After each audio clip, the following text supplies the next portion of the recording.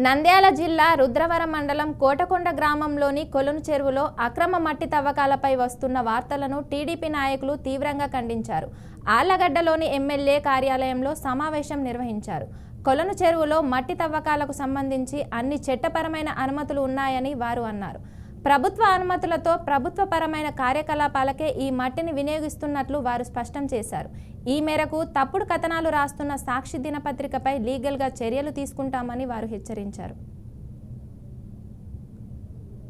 రైల్వేకు సంబంధించిన ఒక కాంట్రాక్ట్ కోసం గవర్నమెంట్కు ప్రాపర్ రాయల్టీ కట్టి మేము అక్కడి నుంచి మట్టి తరలించడం జరుగుతూ ఉంది.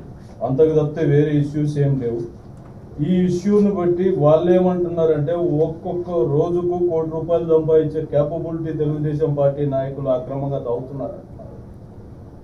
పార్టీకి సంబంధించిన నాయకులను పక్కన పెడదాం కొద్దిసేపు. ఆయన డైరెక్ట్గా ప్రతిరోజు 2 రోజులకు ఒకసారి 3 రోజులకు ఒకసారి ప్రెస్లో రాయడం జరుగుతూ ఉంది. జనాలు కూడా దీన్ని నిజమని నమ్మాల్సిన పరిస్థితులు వస్తాయి. ఎందుకంటే రోజు పాడిందే పాట ఆయన పాడుతూ ఉన్నాడు సాక్షి మీడియాలో. ఆ పాడిందే పాట కోసం మేము ఈరోజు డైరెక్ట్లీ చెప్తా ఉన్నాం. కోటకొండ గ్రామంలో కొలం చెరువు ఉందయా, ఆ కొలం చెరువులో ఏం జరుగుతూ ఉందంటే అది పూడికకు గురి అయింది. దానివల్ల గ్రామస్తులు ఇబ్బంది పడుతున్నారని అనడం వల్ల అర్జీ పెట్టిన తర్వాత కోటకొండ గ్రామానికి సంబంధించిన అర్జీ కలెక్టర్ గారికి క్లియరా పత్రికా మూలకంగా నేను ఇస్తున్నాను.